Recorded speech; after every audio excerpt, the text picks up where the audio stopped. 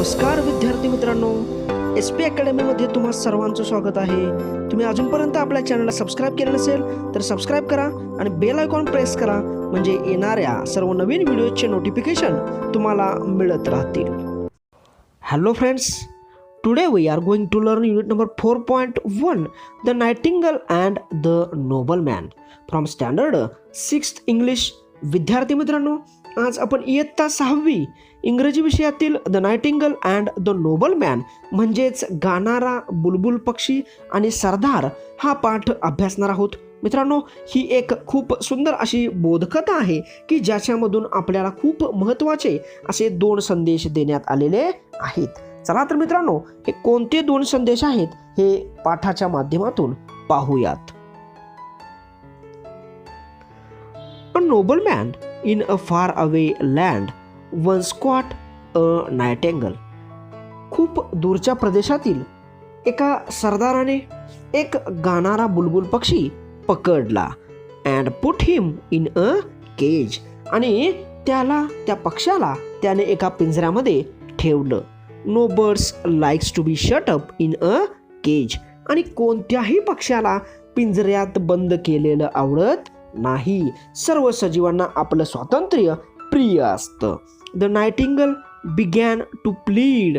आणि तो बुलबुल पक्षी त्या सरदाराला कळकळीची विनंती करू लागला. Please set me free. कृपया मला मुक्त कर. If you let me go I will tell you the secret of happiness. Secret of happiness म्हणजे सुखाचं रहस्य. तो बुलबुल पक्षी त्या सरदाराला म्हणाला, कृपया मला मुक्त कर. तू जर मला जाऊ दिलंस, मला या पिंजऱ्यातून बाहेर काढलंस, मी काय करेन, तुला सुखाचं रहस्य सांगेन. The nobleman was rich but not happy. तो सरदार श्रीमंत होता, परंतु तो सुखी व समाधानी नव्हता.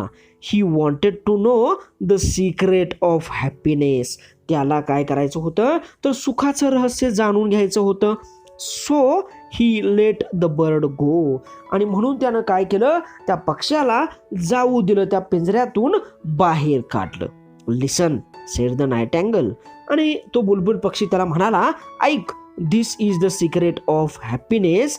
Never cry over spilt milk and never trust idle words. तो पक्षी त्याला म्हणाला, this is the secret of happiness. हेच सुखाचं रहस्य किंवा गुपित आहे की never cry over spilt milk. होऊन गेलेल्या हानीबद्दल, नुकसानीबद्दल कधीच शोक किंवा दुःख करू नकोस. आणि दुसरं, नेव्हर ट्रस्ट आयडल वर्ड्स म्हणजे निरर्थक शब्दांवर कधीही विश्वास ठेवू नकोस. The nobleman didn't think much of the secret. आणि त्या सरदाराने त्या रहस्याविषयी फारसा विचार केला नाही.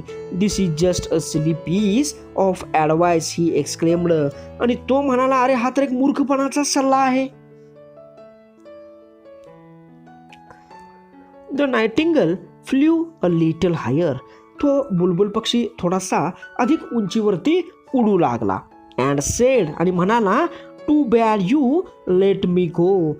तू मला जाऊ दिलेस, हे काय केलंस, फारच वाईट केलंस. I have rare diamonds under my wings. माझ्या पंखाखाली दुर्मिळ असे हिरे आहेत. Now you won't get any of them. आता तुला त्यातील काहीच मिळणार नाहीत. Now the nobleman was really very angry and very unhappy.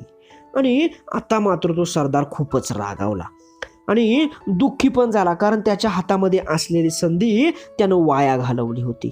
O no, how stupid of me. आणि तो म्हणू लागला, छे, मी किती मूर्खपणा केला. You wicked bird, you nasty bird. You wicked bird म्हणजे अरे दृष्ट पक्षा. यू नास्टी बर्ड म्हणजे आणि घाणेरड्या पक्षा. Wait till I catch you again. He began to wail. To wail म्हणजे आक्रोश करणे. थांब, मी तुला पुन्हा पकडतो, असं म्हणत तो काय करू लागला, आक्रोश करू लागला. Don't be so upset my Lord sed the nightingale. आणि तो बुलबुल पक्षी त्याला म्हणाला, महाराज, मालक, अस्वस्थ होऊ नका. It was kind of you to let me go. तुम्ही मला जाऊ दिलं, त्या पिंजऱ्यातून मुक्त केलं, हा तुमचा दयाळूपणा होता. That's why I gave you a good piece of advice. आणि म्हणून मी काय केलं, तुम्हाला एक चांगला सल्ला दिला. Think over it. माझ्या सल्ल्यावरती काय करा, विचार करा. The first thing I said was don't cry over spilled milk. मी तुम्हाला पहिला सल्ला दिला होता की होऊन गेलेल्या नुकसानीबद्दल कधीही शोक किंवा दुःख करू नका. I am already far away from you. मी आता काय आहे, तुमच्यापासून खूप दूर आहे. You can't catch me again. तुम्ही मला पुन्हा पकडू शकणार नाहीत. Then why make yourself unhappy about it. आणि तुम्ही मला पुन्हा पकडू शकणार नाही, मग त्याबद्दल स्वतःला का दुःख करून घेत आहात. Secondly, how can an ordinary bird like me have diamonds under my wings. आणि दुसरी गोष्ट म्हणजे माझ्यासारख्या सामान्य पक्षाकडे त्याच्या पंखाकडे हिरे कसे काय असू शकतील. Those were just idle words. आणि हे काय होते, माझे केवळ निरर्थक शब्द होते. It's a mistake to trust such words. आणि अशा शब्दांवरती विश्वास ठेवणं खरोखरच काय आहे, चुकीचं आहे. Use my bits of advice and be happy farewell. आणि तो पक्षी त्या सरदाराला म्हणतो, माझा सल्ला प्रत्यक्षात तुमच्या प्रत्यक्ष व्यवहारामध्ये आणा आणि सुखी व्हा. अच्छा येतो. The Nobel man watched as the bird flew away. आणि तो पक्षी दूरवर उडून जात असताना तो सरदार तिकडे बघतच राहिला. अशा प्रकारे विद्यार्थी मित्रांनो, बुलबुल पक्षाने सरदाराला 2 महत्त्वाचे संदेश दिलेत. पहिला संदेश म्हणजे don't cry over spilled milk, म्हणजे होऊन गेलेल्या नुकसानीबद्दल कधीही शोक किंवा दुःख व्यक्त करू नका. आणि दुसरा संदेश म्हणजे नेव्हर ट्रस्ट आयडल वर्ड्स, म्हणजे काय तर कधीही निरर्थक शब्दावरती विश्वास ठेवू नका. मित्रांनो, हे 2 संदेश आपल्याला काय करायचे आहेत, आपल्या व्यवहारामध्ये सुद्धा आणायचे आहेत की जेणेकरून आपलं आयुष्य काय होईल, सुखी आणि समाधानी होईल. अशा प्रकारे विद्यार्थी मित्रांनो, आपण काय केलेलं आहे तर आज unit number 4.1 the nightingale and the Nobel man ही कथा अभ्यासलेली आहे. तुम्हाला व्हिडिओ आवडला असेल तर लाईक करा, शेअर करा आणि आपल्या चॅनलला अजून सबस्क्राईब केलं नसेल तर सबस्क्राईब करा. आज आपण इथंच थांबूयात. जय हिंद, जय महाराष्ट्र.